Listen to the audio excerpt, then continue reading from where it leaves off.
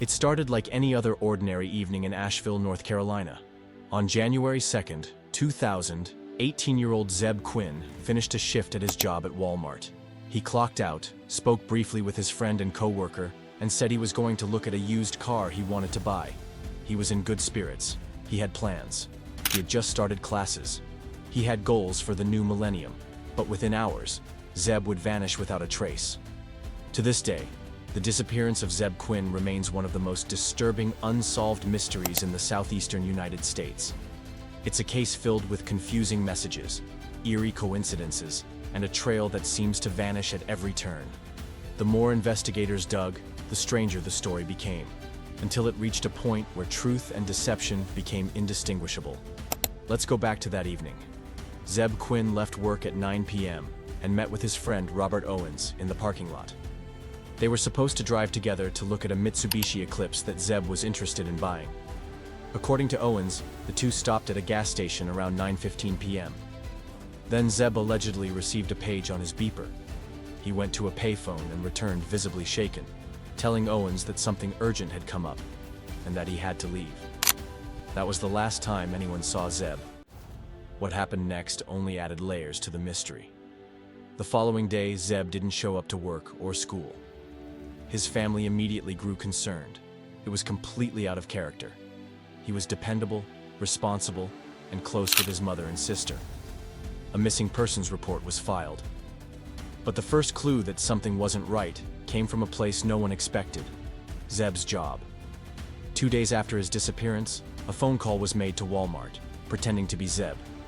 The caller said he was sick and couldn't come in. But the voice wasn't Zebb's, it was Robert Owens. When questioned by police, Owens claimed he made the call as a favor to Zebb.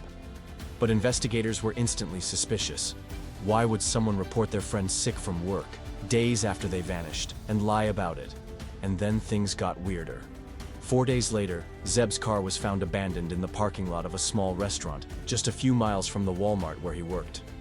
Inside the car was a collection of disturbing and seemingly staged items.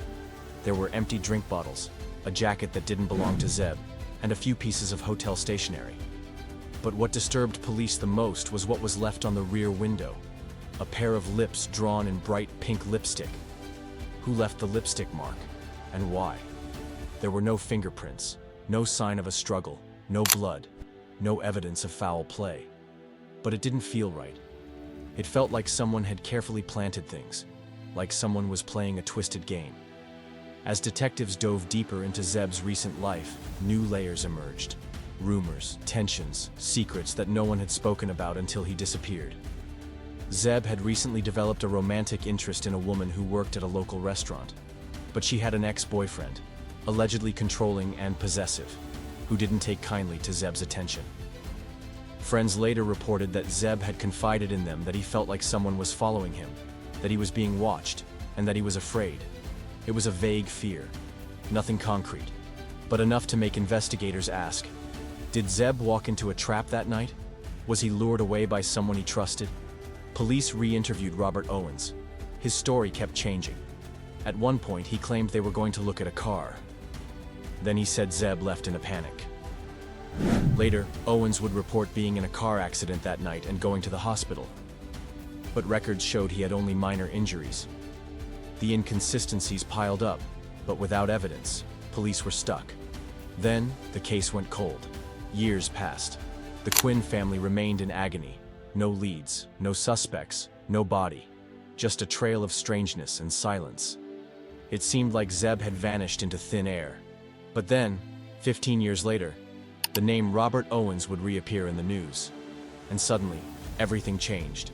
In 2015, Owens was arrested for an unrelated but shocking crime: the disappearance and murder of a food distribution worker and his pregnant girlfriend.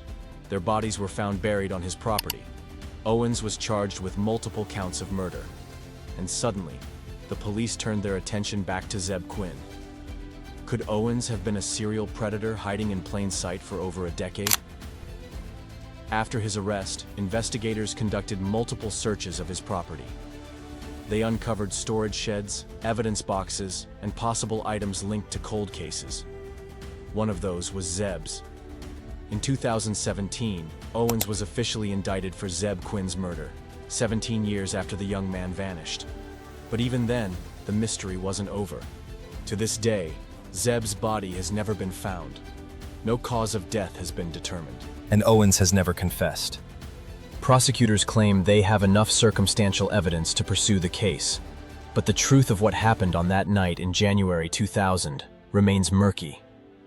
What's known as this: Zebb was lured away from a normal evening, possibly by someone he trusted. His car was left with bizarre, possibly symbolic clues. Someone tried to impersonate him, and the man last seen with him would go on to become a suspect in a double homicide. Why did Owens lie about the phone call? Why was Zebb's car left in such a deliberately odd state? What was the page he received that caused him to panic? Was it a setup? A decoy? Some believe Zebb stumbled into a love triangle that turned dangerous. Others think he may have known too much about something or someone and paid the price. And others suggest he may have been manipulated by someone with deeper, darker plans all along. The lack of a body leaves the case hauntingly open. For his family, there's no grave to visit, no closure. Only the hope that someday, someone will talk. That someday, the full story will come out. Zebb Quinn wasn't just a missing person. He was a victim of a layered, calculated deception. And the pieces of his disappearance form one of the most unsettling puzzles in modern true crime history. Sometimes, the most terrifying crimes aren't the loud ones, they're the silent ones, the ones that don't leave fingerprints or footprints, just questions and ghosts.